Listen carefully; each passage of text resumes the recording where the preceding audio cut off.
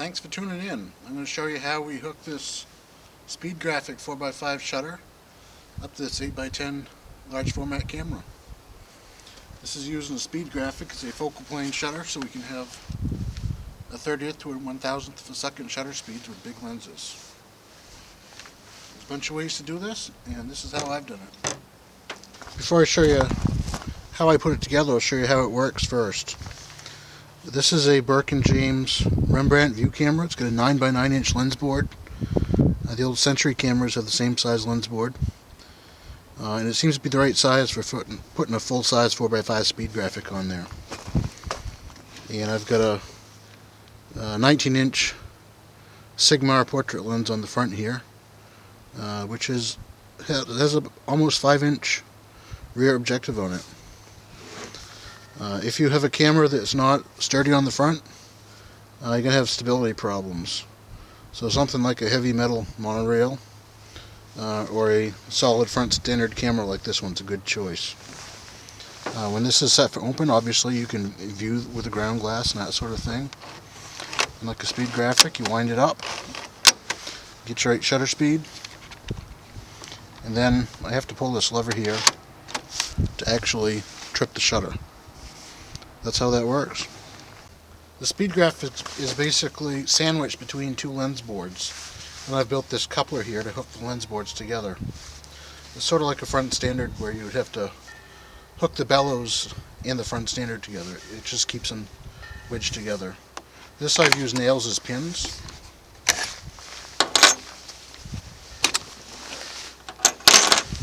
Supposed to lift the lens out. Okay, so we've got a lens on a regular lens board here. We'll carefully set that aside.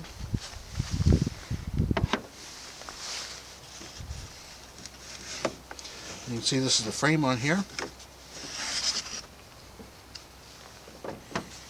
This is actually tongue and groove pine boards ripped down on the table saw with the groove part remaining. And this is a lens board that's backwards.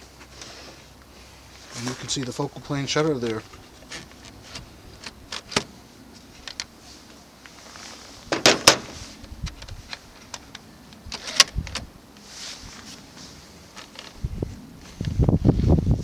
Just like that.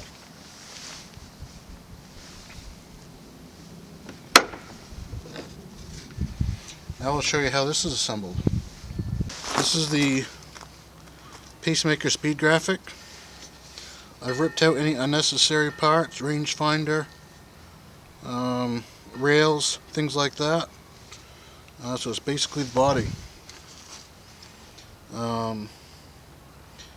I've got two 9x9 lens boards back to back here, sandwiched in it. On the bottom, there's some black aluminum angle stock screwed into the lens board and screwed into the camera.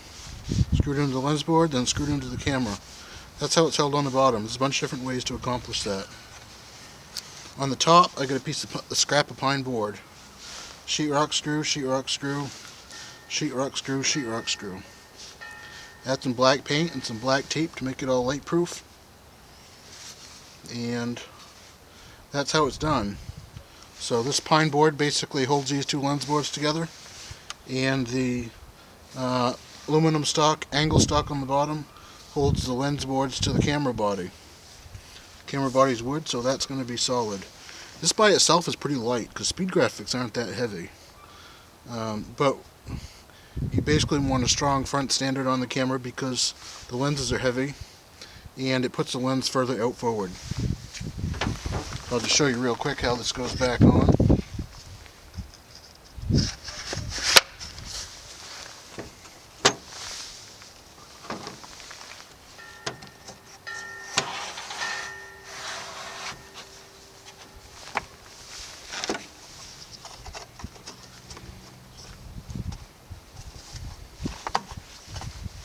Okay, that's all together. We just got to put those pins in to make it permanent.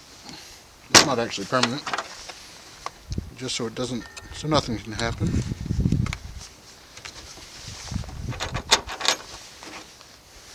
I just countersunk some holes in the pine board so I could do this. I have some skills, but pounding in 16 penny nails with my bare fingers isn't one of them.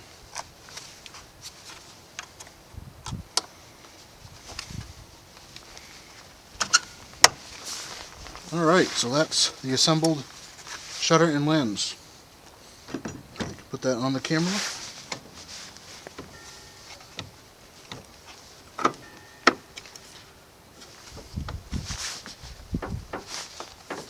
Make sure that's locked down good. So there we go. Now I can take wide open or close to wide open photos in bright daylight using my favorite 400 speed film with the shutter speeds between a 30th and a 1000th of a second. Indoors, I gotta sometimes add quite a bit of extra light to get to a 30th of a second. So indoors you might be better off swiping a black dark slide in front of it or some other type of shutter. If you want to shoot outdoors with a wide open lens that's old and doesn't have a built-in shutter or doesn't have a great shutter, then this is one way of doing it.